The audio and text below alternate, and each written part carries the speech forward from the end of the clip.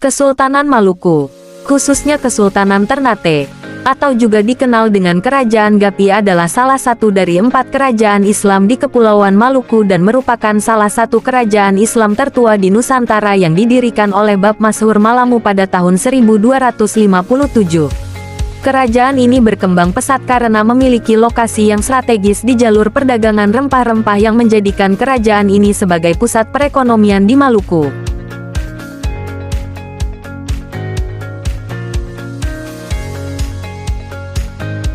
Islam diperkenalkan di Maluku pada abad ke-14 dan 15, melalui interaksi perdagangan dan penyebaran agama yang dilakukan oleh para pedagang dan ulama dari Timur Tengah, Gujarat, India, serta Jawa. Sultan Babulah merupakan tokoh penting dalam penyebaran Islam di Maluku. Sebelum kedatangan Islam, Maluku merupakan wilayah yang didominasi oleh kepercayaan animisme dan dinamisme. Sultan Babulah sendiri merupakan seorang raja yang taat beragama Islam. Ia menerapkan hukum Islam di kerajaannya dan mendorong rakyatnya untuk memeluk Islam. Di bawah kepemimpinannya, Kesultanan Maluku berkembang menjadi pusat perdagangan dan penyebaran Islam di wilayah timur Indonesia.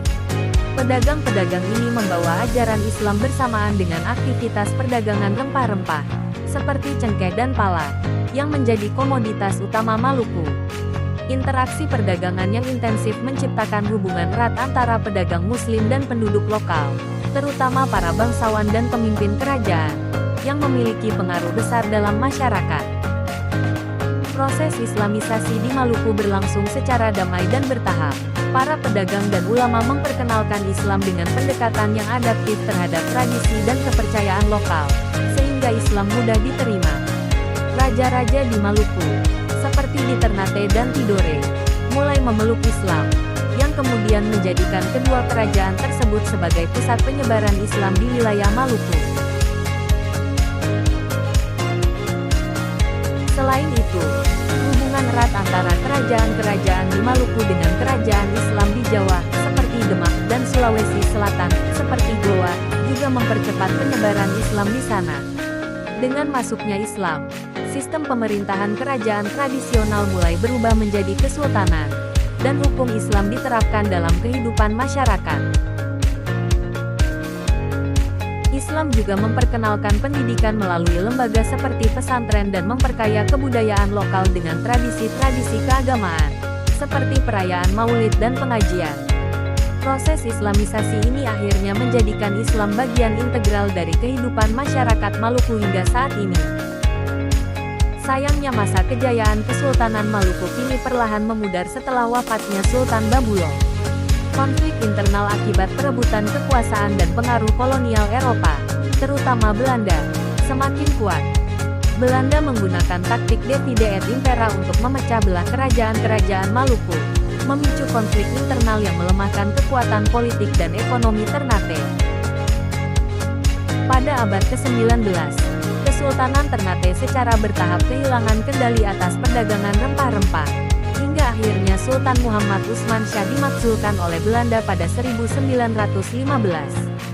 Setelah proklamasi kemerdekaan Indonesia, Kesultanan Ternate bergabung dengan NKRI, meskipun institusi kesultanan tetap dipertahankan sebagai simbol adat dan budaya. Keruntuhan Kesultanan Maluku disebabkan oleh berbagai faktor, yaitu perebutan kekuasaan dan konflik internal. Kesultanan Ternate dan Tidore sering terlibat dalam konflik internal, baik antar keluarga kerajaan maupun di kalangan bangsawan. Persaingan untuk memperebutkan tahta mengakibatkan ketidakstabilan politik dan melemahkan kekuatan pemerintahan. Kedatangan bangsa Eropa. Pada abad ke-16, Portugis menjadi bangsa Eropa pertama yang tiba di Maluku, diikuti oleh Spanyol, Belanda, dan Inggris. Mereka awalnya datang untuk berdagang, tetapi kemudian mulai campur tangan dalam politik lokal.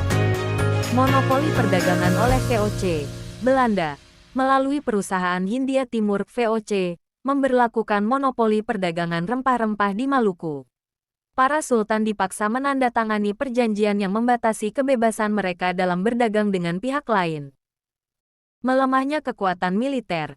Kesultanan Maluku mengalami kemunduran dalam kekuatan militer akibat kurangnya persatuan dan sumber daya. Mereka tidak mampu menghadapi kekuatan militer bangsa Eropa yang lebih modern dan terorganisir.